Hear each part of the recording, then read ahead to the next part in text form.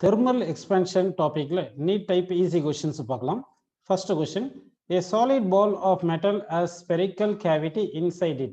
If the ball is heated, the volume of the cavity will be dash. இப்போ வந்து ஒரு பாடி எடுத்து அதுக்கு டெம்பரேச்சர் ரைஸ் பண்ணுறோம், அதாவது ஹீட் கொடுத்து டெம்பரேச்சர் ரைஸ் பண்ணுறோம். அப்படி பண்ணும்போது என்ன ஆகும்னு பார்த்தீங்கன்னா வந்து உங்களுக்கு அந்த பாடி வந்து எக்ஸ்பேண்ட் ஆகும். இப்போ பாடி எக்ஸ்பேண்ட் ஆகுதுன்னா distance between each and every particle வந்து இன்க்ரீஸ் ஆகும். ஸோ இப்போ இங்கே ஒரு கேவிட்டி இருக்கிற மாதிரி நம்ம அஸ்யூம் பண்ணிக்கலாம்.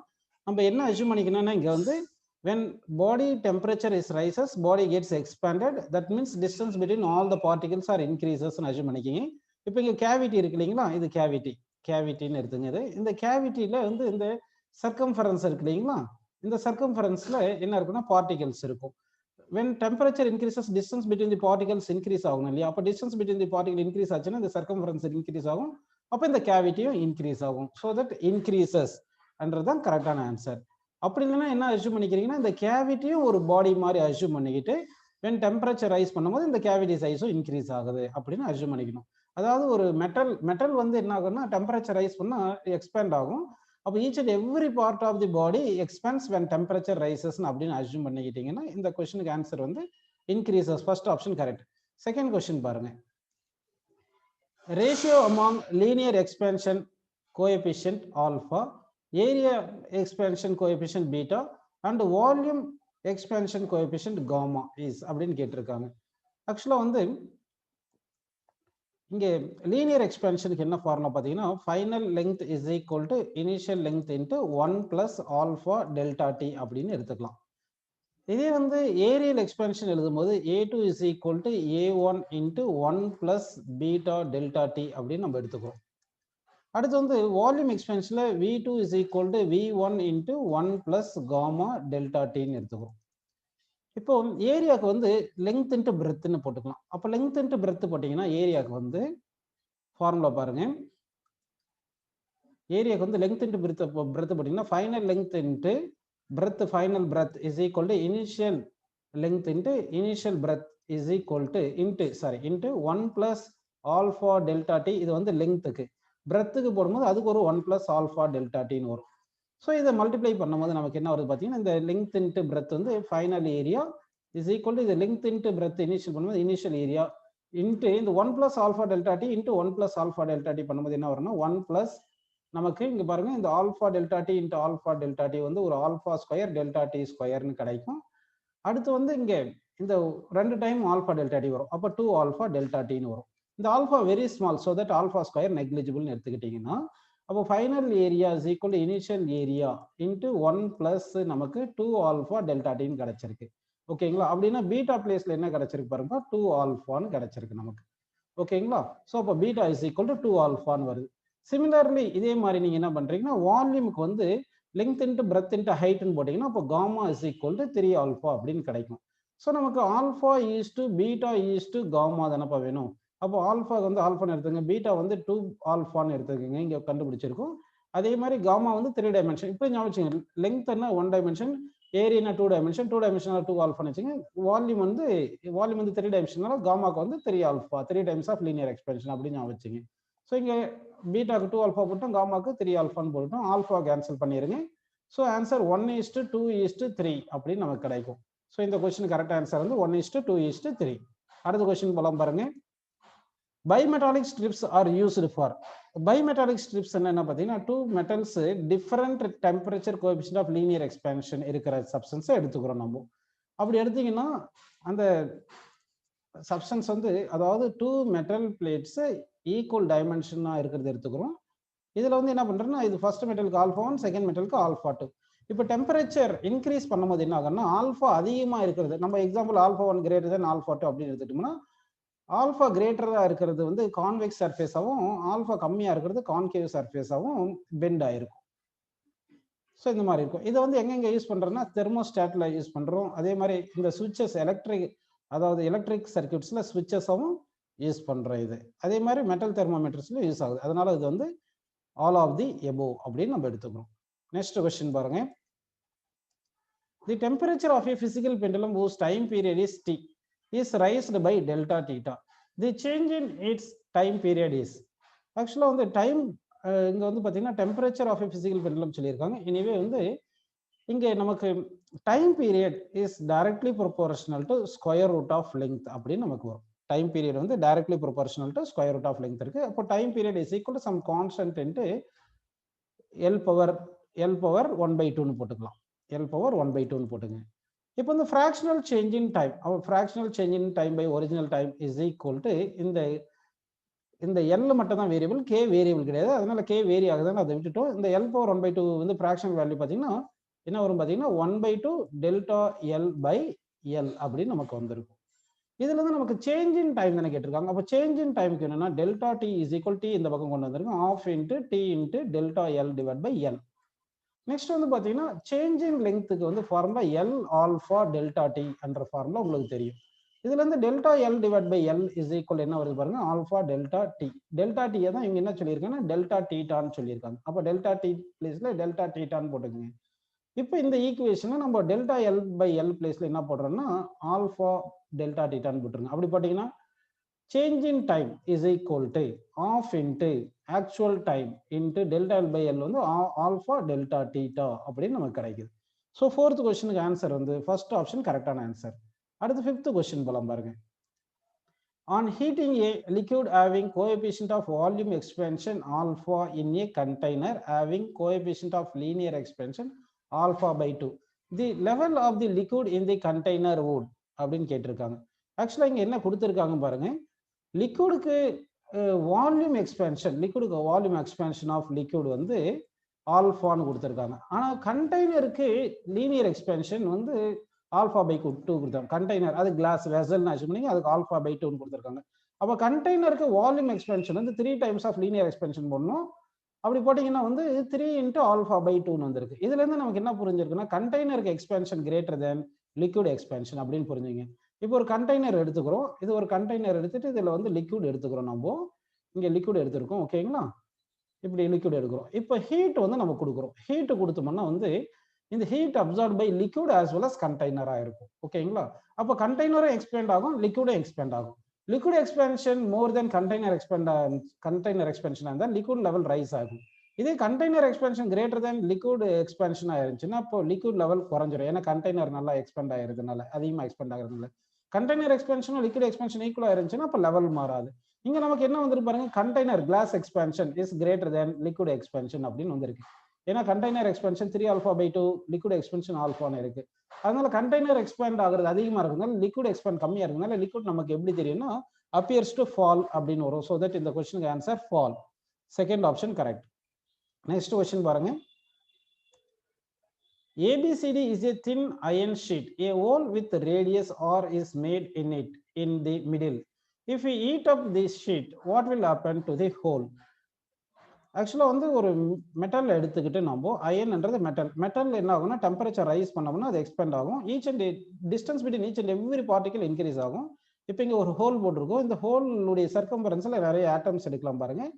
இந்த டேஷ் போட்டதில் ஆட்டம்ஸ் அப்படின்னு அஸ்யூம் பண்ணிக்கிங்க, ஓகேங்களா? இப்போ டெம்பரேச்சர் ரைஸ் பண்ணும்போது டிஸ்டன்ஸ் பிட்வீன் தி பார்ட்டிகல்ஸ் கூடுறதுனால அப்போ சர்க்கம்பரன்ஸ் கூட அப்போ ரேடியஸ் வந்து என்ன ஆகும்னா இன்க்ரீஸ் ஆகும். So when we increase temperature which implies radius increases. So radius வந்து என்ன ஆகுதுன்னா increases. Next question போலாம் பாருங்க. Sixth question, first option correct. Next question. A beaker is completely filled with water at 4 degrees centigrade. It will overflow if. Actually வந்து நமக்கு வாட்டருக்கு வந்து at 4 degree centigradeல வந்து density வந்து மேக்ஸிமமா இருக்கும். அதாவது density is maximum at 4 degree centigrade. அப்போ density maximum at 4 degree centigradeனா வால்யூம் வந்து மினிமம் at 4 degree centigrade வரும். 4 degree centigradeல அப்போ கிராஃப் வரைஞ்சோம்னா டென்சிட்டி வெர்சஸ் டைம் வரைஞ்சோம்னா கிராஃப் வந்து இந்த மாதிரி கிராஃப் வரும். இப்படி வரும் கிராஃப். 4 degree centigradeல டென்சிட்டி வந்து மேக்ஸிமமா இருக்கும்.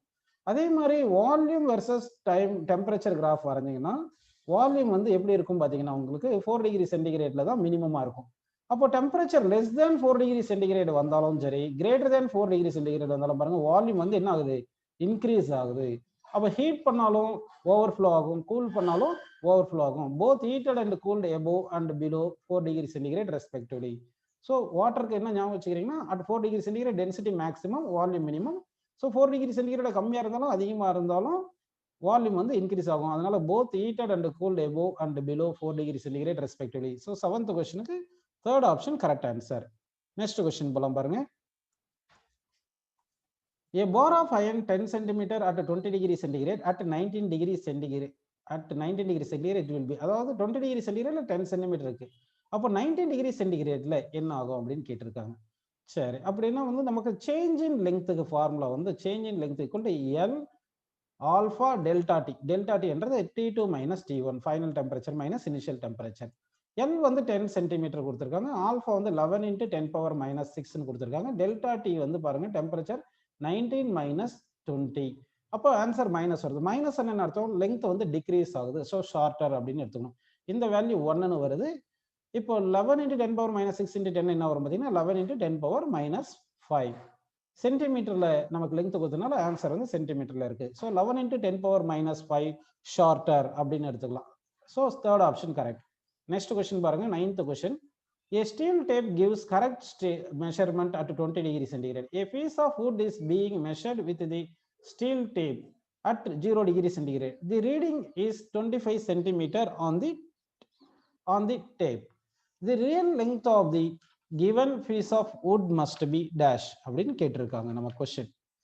ஓகேங்களா? அப்போ வந்து ஒரு ஸ்டீல் டேப் வந்து கரெக்டாக மெஷர் பண்ணுறது 20 டிகிரி சென்டிகிரேட்ல. இப்போ இதை யூஸ் பண்ணி நம்ம வந்து என்ன பண்ணுறோம், இந்த ஸ்டீல் டேப்பை 0 டிகிரி சென்டிகிரேட்ல நம்ம மெஷர் பண்ணுறோம். அப்படி 0 டிகிரி சென்டிகிரேட்ல மெஷர் பண்ணும்போது என்னன்னா, இந்த ஸ்டீல் டேப்புக்கு டிஸ்டன்ஸ் பிட்வீன் தெம் வந்து குறைஞ்சிரும். அதனால என்ன ஆகும் பார்த்தீங்கன்னா வந்து உங்களுக்கு வந்து இந்த ஸ்டீல் டேப் வந்து அதிகமாக மெஷர் பண்ணுற மாதிரி காமிக்கும். ஓகேங்களா? ஸோ அப்படின்னா இந்த கொஸ்டினுக்கு ஆன்சர் என்ன வருது பார்த்தீங்கன்னா,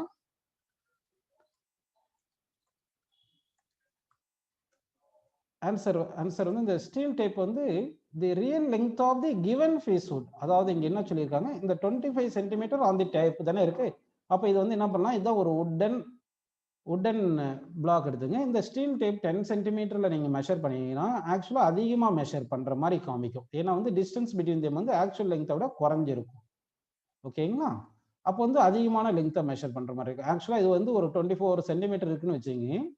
இது வந்து எக்ஸ்பேண்ட் ஆயிருக்கு. இது வந்து என்ன இருக்கு, ஸ்டீல் டேப் கான்ட்ராக்ட் ஆகிறதுல டிஸ்டன்ஸ் பிட்வீன் ரீடிங்ஸ் எல்லாம் குறைஞ்சிட்டு இது ஒரு 25 சென்டிமீட்டர் மாதிரி காமிச்சிருக்கும். அப்ராக்சிமேட்டா தான் சொல்றேன். அதனால வந்து இந்த real length of the piece வந்து எப்படி இருக்குன்னா லெஸ் தேன் 25 சென்டிமீட்டர்னு வரும். Next question. 2 rods of length L1 and L2 are made of materials whose coefficient of linear expansions are alpha 1 and alpha 2 respectively. If the difference between two lengths is independent of temperature, then அப்படின்னு கேட்டிருக்காங்க. So அப்படின்னா என்ன பண்றேன்னா, இங்க 2 rods எடுத்துக்கிறோம், இது ஒரு rod எடுத்துக்கிறோம், இன்னொரு ராடு இப்படி எடுத்துக்கிங்க. இந்த 2 ராடுடைய டிஃபரன்ஸ் இன் லெங்த் வந்து கான்ஸ்டன்டா இருக்குன்னு சொல்லிட்டாங்க. வித் ரெஸ்பெக்ட் டு டெம்பரேச்சர் கூட்டினாலும் டிஃபரன்ஸ் இன் லெங்த் வந்து மாறல. அப்படின்னா என்ன பார்த்தீங்கன்னா, டெம்பரேச்சர் கூட்டும் போது change in length of first ராடும் செகண்ட் ராடும் ஈக்குவலா இருந்தாதான் நமக்கு என்ன ஆகும், டிஃபரன்ஸ் இன் லெங்த் வந்து மாறாது. இப்போ ஃபர்ஸ்ட் ராடுக்கு லெங்த் 10 சென்டிமீட்டர் ரைஸ் ஆனா செகண்ட் ராடுக்கும் 10 சென்டிமீட்டர் ரைஸ் ஆயிருக்குன்னு வச்சுங்க. அப்போ டிஃபரன்ஸ் இன் லெங்த் கான்ஸ்டன்டா தானே இருக்கும். அப்போ change in length of first rod equal to change in length of second rod. Change in லெங்த்துக்கு என்ன ஃபார்முலா சொல்லுங்க, final length minus initial length வந்து initial length into alpha delta T அப்படின்னு எடுத்துக்கணும். அப்போ வந்து என்ன பண்ணலாம், ஃபர்ஸ்ட் ராடுக்கு சேஞ்ச் இன் லெங்த் வந்து L1 alpha 1 into delta T, second ராடுக்கு L2 into alpha 2 delta T. ரெண்டு ராடுக்குமே change in temperature equal. So delta D cancel பண்ணிடலாம். அப்போ என்ன வருது பாருங்க, L1 alpha 1 is equal to L2 alpha 2ன்னு இருக்கா. ஸோ இதுல இருந்து நமக்கு L1 by L2 is equal to என்ன வரும் பாருங்க, alpha 2 divide by alpha 1. So இந்த கொஸ்டினுக்கு வந்து second option correct. 10th question second option correct. Next question பார்க்கலாம் பாருங்க. The radius of a ring is r and its coefficient of linear expansion is alpha. If the temperature of ring increases by theta, then its circumference will increase by கேட்டிருக்காங்க.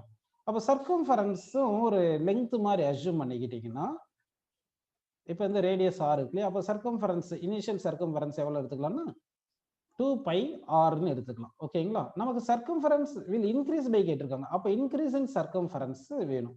Increase in சர்க்கம்ஃபரன்ஸ்க்கு என்ன formula பார்த்தா initial length into alpha into delta theta அப்படின்னு போட்டுக்கலாம். இங்க delta theta தான் increases by டீட்டான்னு சொல்லியிருக்காங்க temperature. அப்போ delta theta value டீட்டான்னு போட்டுங்க, இந்த ஆல்ஃபா அப்படியே போட்டுங்க. சர்க்கம்ஃபரன்ஸ் வந்து 2πr. ஸோ இன்க்ரீஸ் இன் சர்க்கம்ஃபரன்ஸுக்கு என்ன ஆன்சர் பார்த்தீங்கன்னா 2πr alpha theta. So 11th கொஸ்டினுக்கு வந்து இந்த 11th கொஸ்டினுக்கு ஆன்சர் என்ன வந்திருக்கு பார்த்தீங்கன்னா ஆப்ஷன் வந்து பி கரெக்ட். அடுத்த கொஸ்டின் போயிடலாம்.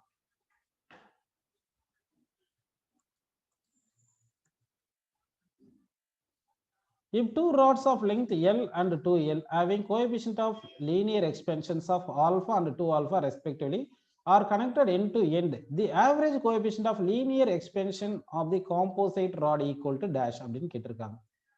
இப்போ வந்து என்ன பண்ணலாம்னா ரெண்டு ராடு வந்து இப்படி இது ஒரு ராடுன்னு எடுத்துங்க, அடுத்து இன்னொரு ராடு இப்படி எடுத்துக்கிறோம். ஓகேங்களா?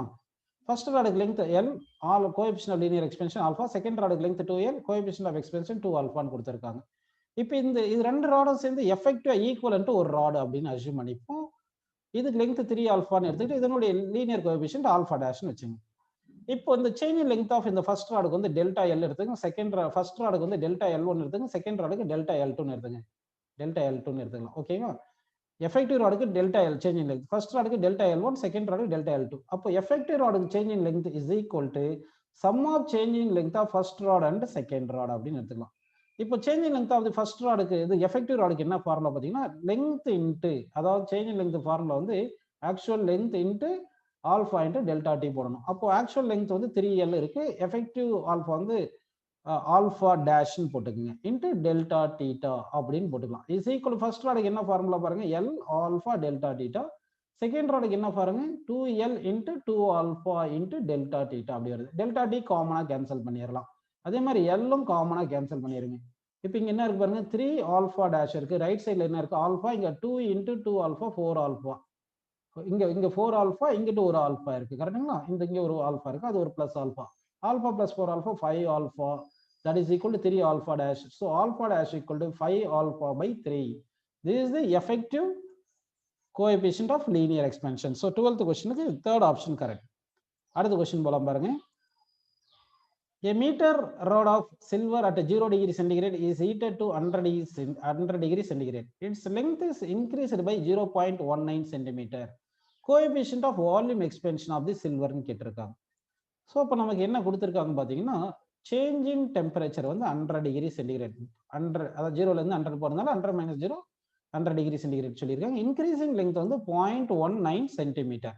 கோஎஃபிஷியன்ட் ஆஃப் வால்யூம் எக்ஸ்பென்ஷன் கேட்டிருக்காங்க. கோஎஃபிஷியன்ட் ஆஃப் வால்யூம் எக்ஸ்பென்ஷன் இக்குள்ள கொஸ்டின் மார்க். நம்ம கோஎஃபிஷியன்ட் ஆஃப் வால்யூம் எக்ஸ்பென்ஷன் இக்குள்ள 3 times of coefficient of linear expansion தெரியும். அப்போ லீனியர் எக்ஸ்பென்ஷன் கண்டுபிடிச்சு இங்கே சப்ஸ்டிட் பண்ணிடலாம். ஓகேங்களா? இப்போ வந்து பாருங்க சேஞ்ச் இன் லெங்த் இருக்கு இல்லைங்களா, இங்க மீட்டர் ராடுன்னு சொல்லியிருக்காங்க. மீட்டர் ராடுன்னா லெங்த் வந்து 1 மீட்டர்னு அர்த்தம். அப்போ இனிஷியல் லெங்த் வந்து 1 மீட்டர்னு கொடுத்துருக்காங்க. Change in length equal to L alpha delta D. L வந்து 1ன்னு எடுத்துக்கங்க, ஆல்ஃபா வந்து இங்க டெல்டா L வந்து 0.19 இருக்கு, சரிங்களா? இது சென்டிமீட்டர்ல இருக்கு, மீட்டரா மாத்தினா 10⁻⁻2 மீட்டர்னு வந்துடும். ஏன்னா இங்க L வந்து 1 மீட்டர் போட்டிருக்கோம், into alpha into delta theta வந்து ஒரு 100. ஸோ ஆல்ஃபா இஸ் ஈக்குவல் என்ன வருது பாருங்க 0.19 இன்ட்டு 10⁻⁻2 டிவைட் பை 100ன்னு வருது. ஸோ இது எப்படி எழுதிக்கலாம்னா 1.9 இன்ட்டு 10⁻⁻5ன்னு எழுதிக்கிங்க. இப்போ நம்ம கோஎஃபிஷியன்ட் ஆஃப் வால்யூம் எக்ஸ்பென்ஷன் கேட்டிருக்காங்க. So gamma equal to 3 times of linear expansion alpha போட்டு 3 இன்ட்டு 1.9 இன்ட்டு 10⁻⁻5ன்னு எழுதிக்கலாம். 3 இன்ட்டு 1.9 வந்து 5.7 இன்ட்டு 10⁻⁻5. யூனிட் வந்து per degree centigrade. So 5.7 into 10⁻⁻5 per degree centigrade is the correct answer. Next question போலாம் பாருங்க. A uniform metal rod is used as a bar pendulum if the room temperature rises by 10 degree centigrade and the coefficient of linear expansion of the metal of the rod is 2 into 10⁻⁻6 per degree centigrade. The period of the pendulum will have percentage increase of. So percentage increase in period கேட்டிருக்காங்க. So நம்ம என்ன பண்ணலாம்னா first வந்து time period of the பெண்டுலமுக்கு வந்து formula வந்து 2π root of L by G அப்படின்னு சும்மா அஸ்யூம் பண்ணிக்கலாம். அதாவது time period directly proportional to square root of லெங்த்ன்றது நமக்கு தெரியணும். அதுல இருந்து time period is equal to some constant L power 1/2 போட்டுங்க. இதுல fractional change in time period is equal to K change ஆகாது, லெங்த் மட்டும் சேஞ்ச் ஆகிறதுனால power times of fractional change in length அப்படின்னு எழுதிக்கலாம். அடுத்து நமக்கு ஃபிராக்ஷனல் சேஞ்ச் இன் லெங்த்துக்கு ஃபார்முலா வந்து இந்த ஃபிராக்ஷனல் சேஞ்ச் இன் லெங்த் இருக்கு இல்லைங்களா, இந்த லெங்த் இதுக்கு வந்து ஃபார்முலா வந்து ஆல்ஃபா டெல்டா டீட்டான்னு தெரியும்.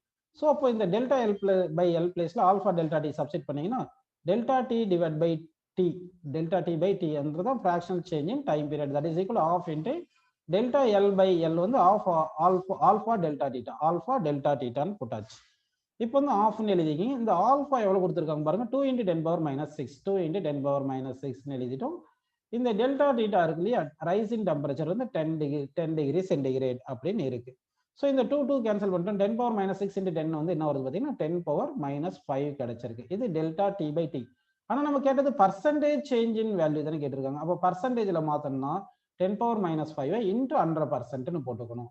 அப்போ 100 into 10 power minus 5 வருது 10 power minus 3%. ஸோ அப்போ வந்து என்ன இருக்குன்னா உங்களுக்கு ஆன்சர் வந்து 10 power minus 3 அப்படின்னு நமக்கு கிடைச்சிருக்கு. So 10 power minus 3என்றது 1 into 10 power minus 3 first answer correct. இங்க வந்து டெம்பரேச்சர் ரைஸ் பண்றதுனால இந்த லெங்த் இன்க்ரீஸ் ஆகும், அதனால டைம் பீரியட் இன்க்ரீஸ் ஆகும், அதனால இது பாசிட்டிவ் வேல்யூ அப்படின்னு கிடைக்குது. நெக்ஸ்ட் क्वेश्चन பாருங்க. Two rods of different materials having coefficients of thermal expansions alpha 1, alpha 2 and Young's modulus y1 and y2 respectively are fixed between two rigid massive walls. The rods are heated such that they undergo the same increase in temperature. There is no bending of the rods. If alpha 1 is to alpha 2 equal to 2 is to 3, the thermal stress developed in the two rods are equal, provides y1 is to y2 is equal to dash. So for thermal stress க்கு நம்ம formula கொண்டு வரணும். Young's modulus equal to stress by strain தெரியும் உங்களுக்கு, stress by strain. இதுல இருந்து நம்ம என்ன பண்ணலாம்னா stress is equal to Young's modulus into strain அப்படின்னு எடுத்துங்க. ஆல்ரெடி ஸ்ட்ரெயினுக்கு நமக்கு ஃபார்முலா படிச்சிருக்கோம். ஸ்ட்ரெயின் வந்து delta L by L that is equal to alpha delta theta அப்படின்னு தெரியும். ஸோ அப்போ வந்து ஸ்ட்ரெஸ் இஸ் ஈக்குவல் டு, இந்த ஸ்ட்ரெஸ் தான் தெர்மல் ஸ்ட்ரெஸ்ன்னு எடுத்துட்டு thermal stress is equal to என்ன பண்ணலாம்னா ஒய் இன்ட்டு ஆல்ஃபா டெல்டா டீட்டான்னு போட்டுங்க. இப்போ இங்கே ரெண்டு ராடுக்குமே என்ன பண்ணியிருக்காங்கன்னா டெம்பரேச்சர் ரைஸஸ் சேம் ஆயிருக்கு, அதனால டெல்டா டீட்டா கான்ஸ்டன்ட் எடுத்துட்டீங்கன்னா அப்போ தெர்மல் ஸ்ட்ரெஸ், இங்கே தெர்மல் ஸ்ட்ரெஸ் என்ன சொல்லியிருக்காங்க developed, the thermal stresses developed in the two rods are கொடுத்துருக்காங்க இல்லைங்களா, இந்த டூ ராட்ஸ் ஆர் ஈக்குவல்னு சொல்லியிருக்காங்க. அப்படின்னா தெர்மல் ஸ்ட்ரெஸ்ஸும் ஈக்குவல்னு வந்திருக்கு. அப்படின்னா ஒய் இன்ட்டு ஆல்ஃபா வந்து கான்ஸ்டன்ட் அப்படின்னு நம்ம எடுத்துக்கணும். So Y into alpha equal கான்ஸ்டன்ட்னா Y one alpha one is equal to Y two alpha two. So நமக்கு கொஸ்டின் வந்து Y one by Y two கேட்டிருக்காங்க. So Y one by Y two is equal to alpha two by alpha one. Alpha one by alpha two வந்து 2/3, அப்போ alpha two by alpha one 3/2. So Y one by Y two is equal to 3/2. 3:2 is the correct answer. 15th question option C correct. அடுத்து 16th question. Coefficient of volume expansions of mercury is 0.18 into 10 power minus 3 per degree centigrade. If the density of mercury at 0 degree centigrade is 13.6 gram per cc, then its density at 200 degree centigrade is dash அப்படின்னு கேட்டிருக்காங்க. So இப்போ நமக்கு என்ன தெரியும்னா final volume is equal to initial volume into 1 plus gamma delta T அப்படின்னு நமக்கு தெரியும். வால்யூமுக்கு என்ன ஃபார்முலா பார்த்தீங்கன்னா density equal to mass by volume. So வால்யூமுக்கு ஃபார்முலா வந்து மாஸ் பை டென்சிட்டின்னு வருது. So density final mass by final density, temperature மாற்றும் போது மாஸ் மாறாது, அதனால டென்சிட்டி மட்டும் மாறும். Mass by initial density, volume initial volume பிளேஸ்ல மாஸ் பை இனிஷியல் டென்சிட்டி போட்டு into 1 plus gamma delta T போடுங்க. இதில் மாஸ் கேன்சல் பண்ணிடுங்க. அப்போ இதை ரெசிப்ரோக்கல் எடுங்க. Density final density equal to initial density into 1 plus gamma delta T power -1 அப்படின்னு நமக்கு வருது. இப்போ ஃபைனல் டென்சிட்டி தான் கேட்டிருக்காங்க. இனிஷியல் டென்சிட்டி எவ்வளோ கொடுத்துருக்காங்க 13.6 gram per cc. So initial density 13.6 gram per cc into 1 plus gamma எவ்வளோ 0.18 into 10 power -3. So 0.18 into 10 power -3 whole power -1 அப்படின்னு நம்ம போட்டுக்கணும். ஓகேங்களா, இதை வந்து அப்ராக்சிமேட்லி எப்படி எழுதிக்கலாம்னா 13.6 இன்ட்டு இது 10 பவர் -3 இன்ட்டு இங்கே இது காமா மட்டும் தானே போட்டிருக்கோம் இன்ட்டு டெல்டா டி போடணும். டெல்டா டி எவ்வளோ பாருங்க டெம்பரேச்சர் 0லேருந்து 200 கூடி இருக்கு. அப்போ இன்ட்டு ஒரு 200 போட்டுக்கணும் இன்ட்டு 200. ஸோ இப்போ என்ன வருதுன்னா இது அப்ராக்சிமேட்லி எப்படி எழுதிக்கலாம்னா நமக்கு பைனாமியல் தியரம்ல 1 பிளஸ் எக்ஸ் பவர் n வந்து அப்ராக்சிமேட்லி ஈக்குவல் டு 1 பிளஸ் nxன்னு எழுதலாம். அது வந்து எப்போன்னா எக்ஸ் வந்து வெரி லெஸ் தென் 1 இருக்கணும். அப்போ இந்த வேல்யூ வந்து லெஸ் தென் 1ன்னு வரதுனால அப்ராக்சிமேட்டாக என்ன பண்ணுறோம்னா 1 இந்த பவர் முன்னாடி எழுதுனா மைனஸ்ன்னு போட்டு இந்த 200 இன்ட்டு 10 பவர் -3 எப்படி எழுதிக்கலாம்னா வந்து 10 பவர் -1 வரும். 2 இன்ட்டு 0.18 வந்து 0.36 அப்படின்னு கிடைக்குது. ஸோ இப்போ இதை சிம்பிளை பண்ணுங்க. ஓகேங்களா, இதை சிம்பிளை பண்ணோம்னா நமக்கு அப்ராக்சிமேட்லி இந்த 16th கொஸ்டினுக்கு ஆன்சர் என்ன வரும்னு பார்த்தீங்கன்னா 13.6ஓட கொஞ்சம் குறைவாக வரணும். அப்போ என்ன செப்பரேட் பண்ணியிருக்கோம். அப்போ 13.6ஓட கம்மியாக இருக்கிற ஒரே ஆன்சர் வந்து நமக்கு ஃபர்ஸ்ட் ஆப்ஷன் மட்டும்தான் இருக்கு. ஸோ தட் 16th கொஸ்டினுக்கு ஆன்சர் வந்து என்ன பார்த்தீங்கன்னா 13.11 gram per CC is the correct answer. Next question பாருங்க. A glass flask of volume 200 centimeters cube is just filled with mercury at 20 degrees centigrade. The amount of mercury that will overflow when the temperature of the system is raised to 100 degrees centigrade. இப்போ வந்து பார்த்தீங்கன்னா glass expansion 1.2 into 10 power minus 5, mercury expansion 1.8 into 10 power minus 4. அதனால mercury வந்து அதிகமாக expand ஆகும் கிளாஸை விட, அதனால மெர்க்குரி ஓவர்ஃப்ளோ ஆகும். ஸோ அப்போ வந்து இந்த எவ்வளோ ஓவர்ஃப்ளோ ஆகுது பார்த்தீங்கன்னா வந்து volume of liquid overflow is equal to volume of mercury increased, mercury ஓகேங்களா, minus volume of the glass increased. ஓகேங்களா, அப்போ வால்யூம் ஆஃப் தி மெர்க்குரி இன்க்ரீஸ்டுக்கு என்ன formula? V into gamma mercury into delta T minus volume of glass இன்க்ரீஸ்டுக்கு என்ன formula? V into gamma glass into delta T அப்படின்னு நம்ம போட்டுக்கணும். இப்போ இதுல வியும் டெல்டா டியும் காமனா எடுத்துருவோம். Into gamma mercury minus gamma glass அப்படின்னு எடுத்துக்கோங்க. Volume of the initial volume எவ்வளோ? 200 centimetre cube. So 200 centimetre cube into delta T எங்க ரைஸ் பண்றாங்க? 100 டிகிரி சென்டிகிரேட், சிஸ்டம் 20 டிகிரி சென்டிகிரேட்ல இருந்து 100க்கு ரைஸ் பண்ணியிருக்காங்க. அப்படின்னா 100 மைனஸ் 20 போட்டுக்கிட்டு into gamma mercury 1.8 into 10 power minus 4, இதை 18 into 10 power minus 5 எழுதிக்கிறேன். மைனஸ் காமா கிளாஸ் வந்து 1.2 into 10 power minus 5, 1.2 into 10 power minus 5. இதை சிம்பிளை பண்ணலாம். அப்போ liquid overflow is equal to overflow ஆகிறது எவ்வளோ பார்த்தீங்கன்னா 200 into 100 minus 20 வந்து 80. இதில் 18ல 1.2 சப்ராக்ட் பண்ணால் 16.8 வரும். So into 16.8 into 10 power minus 5. இது மொத்தத்தையும் நம்ம சிம்பிளை பண்ணோம், மல்டிப்ளை பண்ணுறோம்.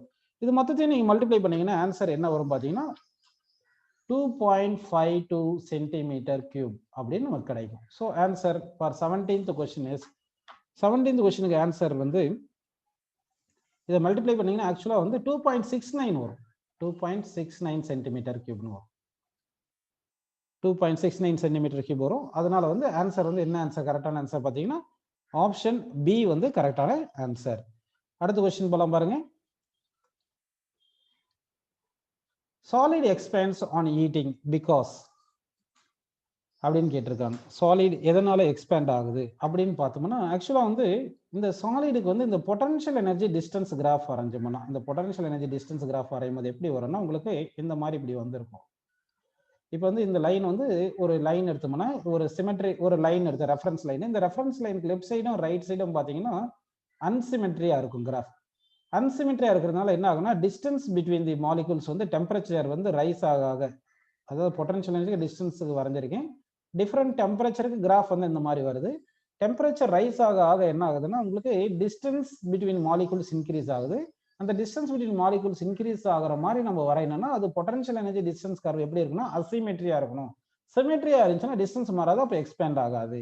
அப்போ சாலிட் எக்ஸ்பேண்ட் ஆகிறதுக்கு காரணம் பார்த்தீங்கன்னா the potential energy curve is symmetry about the equilibrium distance between the neighboring atoms என்றது கரெக்டான ஆன்சர்.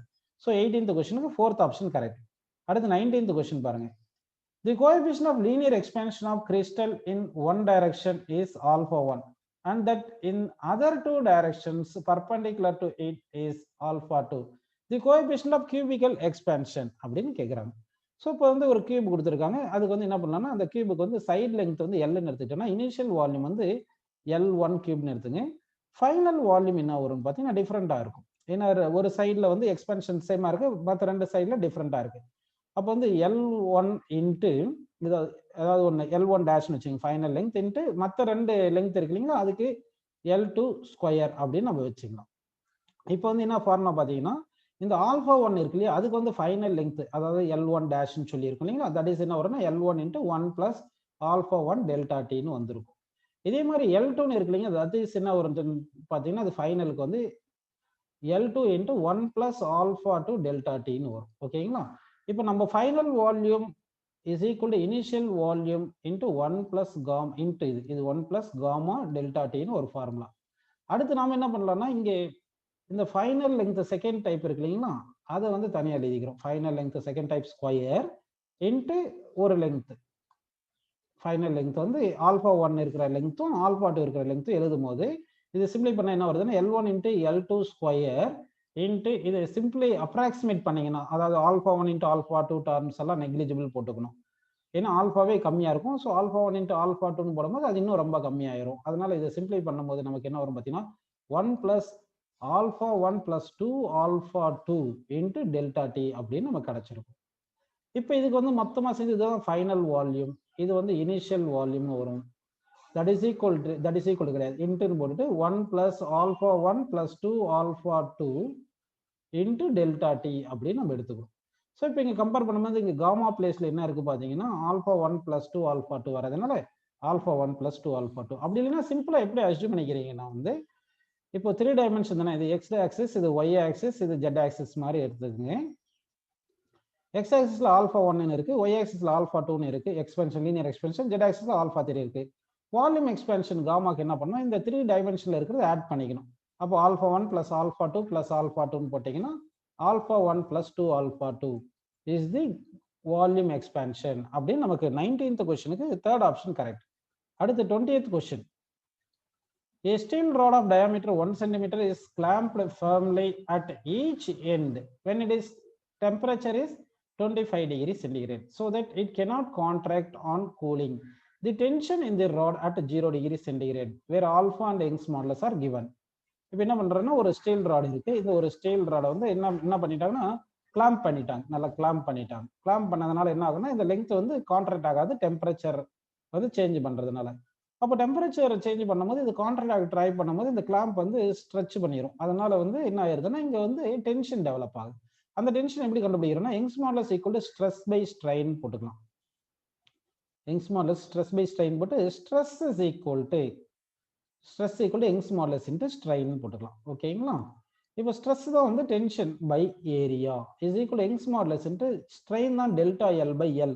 அந்த டெல்டா எல் பை எல் தான் வந்து என்ன வருது பார்த்தீங்கன்னா டெம்பரேச்சர் சேஞ்ச் ஆகிறதுனால நமக்கு ஆல்ஃபா டெல்டா டீட்டா அப்படின்னு நமக்கு வருது. அப்போ டெல்டா எல் பை எல் பிளேஸ்ல ஆல்ஃபா டெல்டா டி போட்டிங்கன்னா டென்ஷன் இதுதான் thermal force that is equal Y into A இந்த பக்கம் ஒன்று வந்துருங்க. இந்த டெல்டா எல் பை எல் பிளேஸ்ல ஆல்ஃபா டெல்டா டீட்டான்னு எடுத்துக்கோங்க. அப்போ டென்ஷனுக்கு வந்து நமக்கு என்ன ஃபார்முலா வந்து பாருங்க, Young's modulus A alpha delta T. இப்போ யங்ஸ் மாடுலஸ் இங்க ஒய் கொடுத்துருக்காங்க, ஆல்ஃபா இங்க கொடுத்துருக்காங்க, டயாமீட்டர் 1 சென்டிமீட்டர் கொடுத்துருக்காங்க. அதுல இருந்து ரேடியஸ் எவ்வளவு போடலாம்னா 0.5 into 10⁻⁻2 அப்படின்னு எடுத்துக்கலாம் ரேடியஸுக்கு. ஏன்னா டயாமீட்டர் 1 தானே. இப்போ வந்து யங்ஸ் மாடுலஸ் சப்ஸ்டிட் பண்ணுங்க, 2 into 10⁻11 இருக்கு. ஏரியா வந்து πr ஸ்கொயர் தானே. So into pi into R வந்து 0.5 into 10⁻2 0.5 into 10⁻2 ஹோல் ஸ்கொயர்னு போட்டுக்கலாம். ஸோ இது வந்து யங்ஸ் மாடுலஸ் போட்டோம், இது வந்து ஏரியான்னு போட்டோம். அடுத்து என்ன பண்ணணும்னா இன்ட்டு ஆல்ஃபான்னு பண்ணணும். ஆல்ஃபா வந்து 10⁻−5 இருக்கு, இது வந்து ஆல்ஃபா. ஓகேங்களா? அடுத்து டெல்டா டீட்டா. டெல்டா டீட்டா பாருங்க, டெம்பரேச்சர் வந்து எவ்வளவு ரைஸ் பண்ணியிருக்காங்க. when its temperature is 25 degree சென்டிகிரேட்ல இருந்து 0 டிகிரி சென்டி வரைக்கும் குறைச்சிருக்காங்க. அப்போ டெம்பரேச்சர் டிகிரீஸ் பண்ணியிருக்காங்க. அப்போ டிகிரீஸ் இன் டெம்பரேச்சர் 25 - 0 வந்து இன்ட்டு 25 அப்படின்னு நம்ம போட்டுக்கிறோம். ஸோ இது மொத்தத்தையும் சிம்பிளை பண்றோம். இது மொத்தத்தையும் சிம்பிளை பண்ணீங்கன்னா நமக்கு என்ன வரும் பார்த்தீங்கன்னா அப்ராக்சிமேட்லி வந்து 3926 நியூட்டன் வரும். இது நியர்லி ஈக்குவல் டு என்ன வருதுன்னா 4000 நியூட்டன். ஸோ இந்த கொஸ்டினுக்கு வந்து 20th கொஸ்டினுக்கு ஆன்சர் வந்து 4000 Newton. First option is the correct answer.